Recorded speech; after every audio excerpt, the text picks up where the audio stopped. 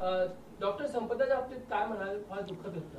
साताऱ्यातील उपजिल्हा वैद्यकीय रुग्णालय इथे ज्या तरुण डॉक्टरनी आत्महत्या केली त्याबद्दल कठोरातली कठोर कारवाई त्या दोषींवर केली जाईल. FIR देखील दाखल झालेला आहे आणि पोलीस त्या आरोपींना अटक करण्यासाठी देखील कामाला लागलेले आहेत. मला विश्वास आहे की राज्याचे उपमुख्यमंत्री माननीय देवेंद्र फडणवीस साहेब ज्यांच्याकडे गृह खातंही आहे, कुठल्याही परिस्थितीमध्ये त्या आरोपींना सोडलं जाणार नाही आणि भविष्यामध्ये देखील अशा प्रकारची कुठलीही घटना राज्यामध्ये होता कामा नये यासाठी देखील शासन काम करेल.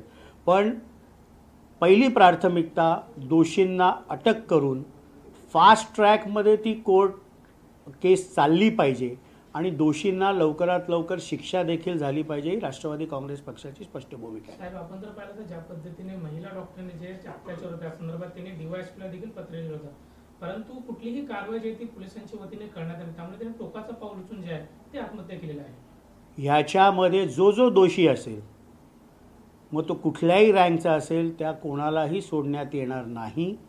शासन कठोर कारवाई त्या डॉक्टर महिलेनी जी आत्महत्या केली तिच्या आत्महत्येसाठी जबाबदार असलेल्या प्रत्येक व्यक्तीच्या विरुद्ध कठोर कारवाई हे शासन करेल. मयत डॉक्टरला ही शंका होती की जर मी मृत्यूमय पाहिलं तर माझा पोस्टमॉर्टमचा रिपोर्ट जे आहे ते देखील दबाव पोटी जे आहे ते बदलण्यात येणार अशी देखील शंका त्यांनी आपल्या नातेवाईकांनी आपल्या मातापित्यांनी व्यक्त केली होती.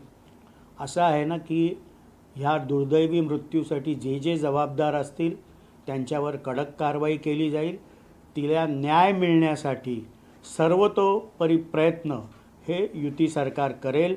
अत्यंत दुर्दैवी घटना आहे आणि महाराष्ट्रामध्ये भविष्यामध्ये देखील अशा प्रकारची घटना होता कामा नये याची देखील काळजी शासनाला घ्यावी लागेल. पक्षाच्या वतीने मृत महिलेच्या घरी भेट घेणार आहात का? पक्षाच्या वतीने असं आहे की महिला आयोगाच्या अध्यक्षा रुपालीताई चाकणकर यांनी ऑलरेडी पोलिसांना निर्देश दिलेत. FIR दाखल झालेली आहे.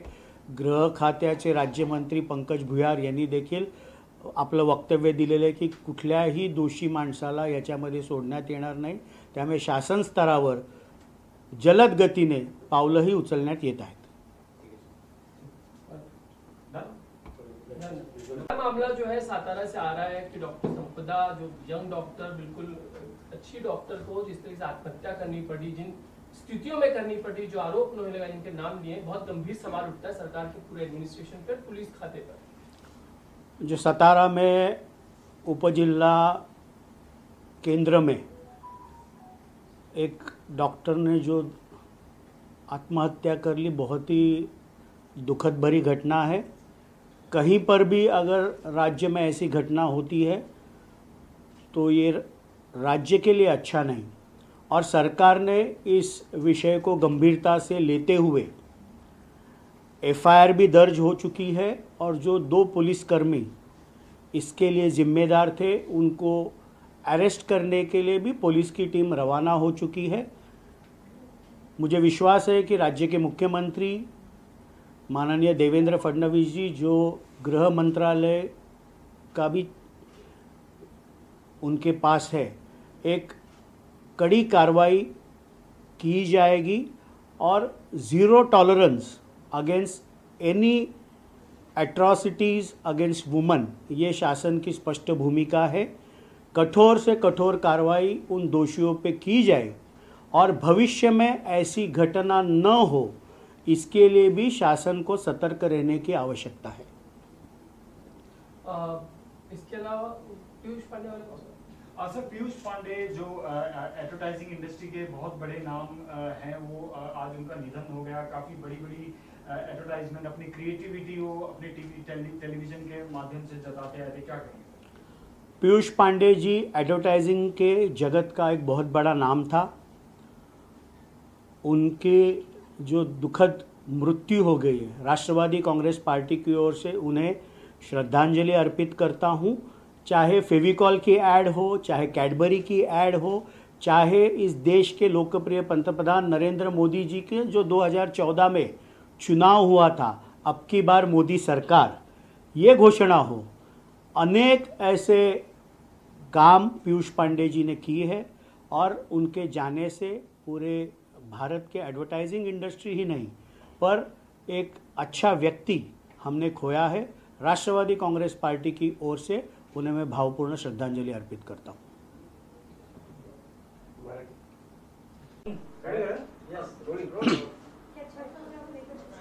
भाजप असेल किंवा मग शिवसेना शिंदे गट असेल कुठेतरी एकनाथ चलोरेची भूमिका काही ठिकाणी त्यांची पाहायला मिळते, तर राष्ट्रवादी म्हणून तुमची नक्की काय रणनीती आहे आणि कशा प्रकारे तयारी सुरू आहे?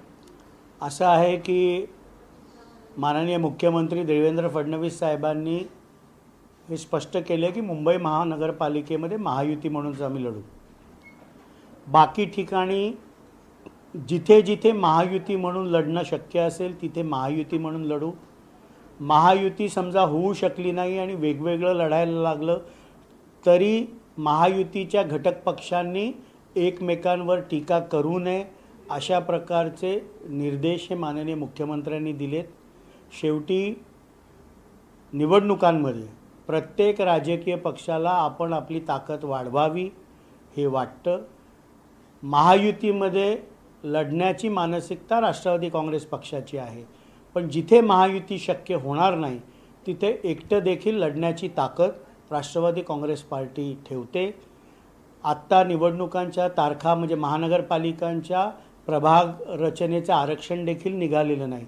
ज्यावेळेला वेळ तशी येईल त्यावेळेला प्रथम समन्वय समितीमध्ये चर्चा होईल, प्रत्येक महानगरपालिकेच्या परिस्थितीबाबत चर्चा होईल।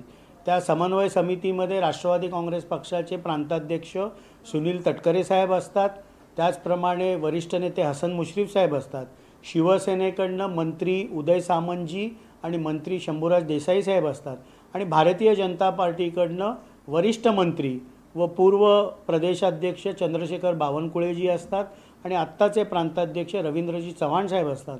हे साही नेते बसून महायुती प्रत्येक ठिकाणी होईल याच्यासाठी समन्वय साधतील आणि अंतिम निर्णय मात्र महायुतीचे तिन्ही नेते त्याबाबतचं घेतील। नक्कीच सर, जतमधील राजाराम बाबू पाटील साखर कारखान्याचं नाव एका रात्री एका अज्ञात व्यक्तीकडून बदलण्यात आलेलं आहे। सध्या हा मुद्दा पेटलेला आहे।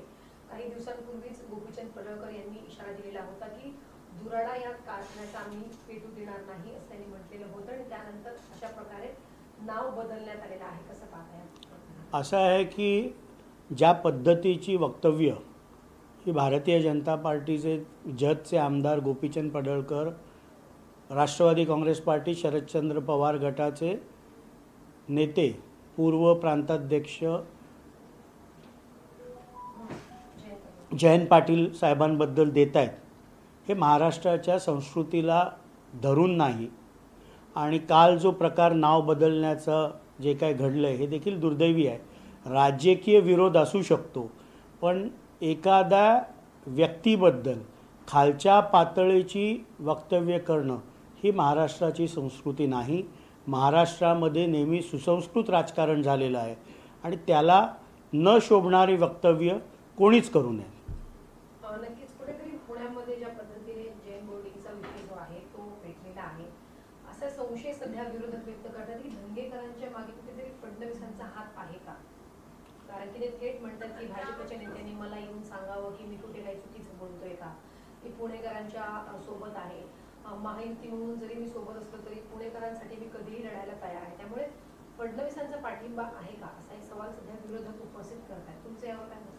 असं आहे की रवींद्र धंगेकर हे सध्या शिवसेना पक्षात आहेत, त्यामुळे त्यांनी केलेल्या वक्तव्यांबद्दलची संपूर्ण जबाबदारी शिवसेनेची आहे।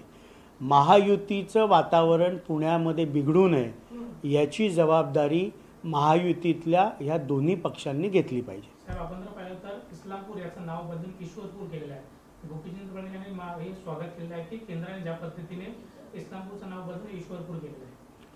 असं आहे की शासन स्तरावर तो निर्णय झालेला आहे, राज्य शासन असेल केंद्र शासन असेल, त्यामुळे ह्या निर्णयाचं स्वागतच केलं पाहिजे।